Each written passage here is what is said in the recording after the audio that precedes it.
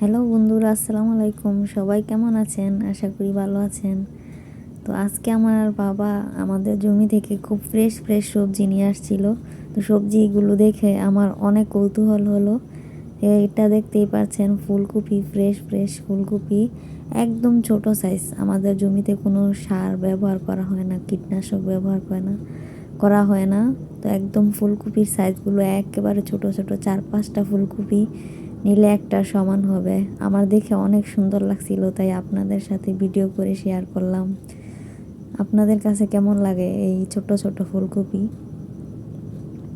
বাজারে তো অনেক বড় বড় ফুলকপি পাওয়া যায়, কিন্তু এগুলোর মধ্যে কোনো ভিটামিন, সার কোনো কিছুই প্রয়োগ করা হয়নি। এগুলো একদম ফ্রেশ, কোনো কীটনাশক ছাড়াই। আমার খুব ভালো লাগছিল দেখে। আমার মতো কারা কারা এরকম ফ্রেশ, কোনো কীটনাশক ছাড়া, সার ছাড়া সবজি খেতে ভালোবাসেন? হাত তুলুন। সবজিগুলো দেখে আমার অনেক ভালো লাগছিল, সেই জন্য আপনাদের সাথে শেয়ার করলাম। এখানে লাউ শাক ছিল, সেগুলো খুব টাটকা টাটকা। সবজিগুলো দেখে অনেক সুন্দর লাগছিল, তাই ভিডিও করলাম। তো আমি আমাদের জমিতে কখনো যাই না, তাই জমির পিক দেওয়া হয় না, এগুলো বাসায় আনা হয়েছে।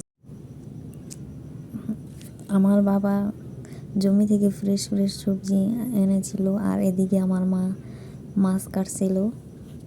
তো মাছগুলো খুব ফ্রেশ ছিল, খুব টাটকা টাটকা ছিল। আমার খুব ভালো লেগেছিল। কখনো আমি এগুলো শাকসবজি, মাছ এগুলোর ভিডিও করি না। তো মা এখানে তেলাপিয়া মাছ কেটে নিয়েছিল। মা তেলাপিয়া মাছ আর পাঙ্গাস মাছ নিয়েছিল। তো আমাদের এখানে মাছের দাম মোটামুটি তেমন না, কমই। তবে এখানে কোনো নদীর মাছ পাওয়া যায় না, সব চাষের মাছ। আমরা নদীর মাছ তেমন পাই না। আমাদের বাসার সাথেই একটা গ্রামের পাশে নদী আছে, কিন্তু আসলে নদীটা খুব দূষিত হয়ে গেছে। এখানে কোনো মাছ বেঁচে থাকতে পারবে না, এরকম অবস্থা। নদীর পানি এমন অবস্থা, কি বলবো, নদীর পানির চাইতেও আমার মনে হয় ড্রেনের পানিগুলোও খুব ভালো আছে। এই অবস্থা, একেবারে কুচকুচে কালো আর গন্ধ, নদীর পাশ দিয়ে যাওয়া যায় না। আর নদী ভর্তি পলিথিন, প্লাস্টিক, পলিথিন, ময়লা আবর্জনা, বিশ্রী, একটা বাজে একটা অবস্থা।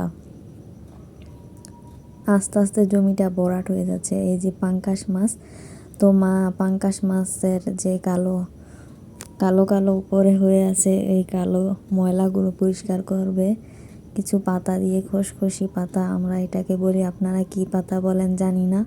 তো পাতাটার উপরে মানে হাত দিয়ে ধরলে খসখস করে, সেই জন্য এটাকে আমরা খসখস পাতাই বলি।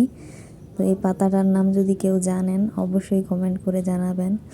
মা পাঙ্গাস মাছটাকে ঘষে ঘষে পরিষ্কার করে নেবে, একেবারে ঘষে ঘষে সাদা, ঘষতে ঘষতে যখন সাদা হয়ে যাবে তখন পাঙ্গাস মাছটাকে মা কেটে নেব। অনেকে আবার পাঙ্গাস মাছের চামড়া ফেলে দেয়, তবে আমরা চামড়াটা ফেলি না। আমার কাছে খুব ভালো লাগে চামড়াটা। জানি এই মাছটি সকলেরই অপছন্দ, তবে অনেকে আবার শখ করে খায়।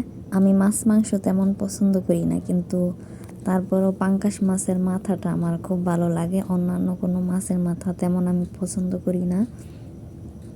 তবে সেটা অনেকেই আছে যে বলতে চায় না যে পাঙ্গাস মাছ পছন্দ করে, খায় অনেকে, কিন্তু বলতে চায় না আসলে তারা যে পাঙ্গাস মাছ পছন্দ করে। তো আমার মতো কে কে এরকম আছেন পাঙ্গাস মাছ পছন্দ করেন?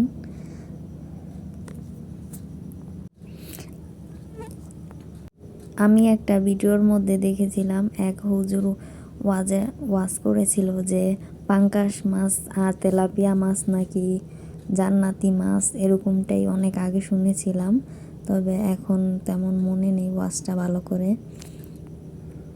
আজকের ভিডিও এ পর্যন্তই। আল্লাহ হাফেজ।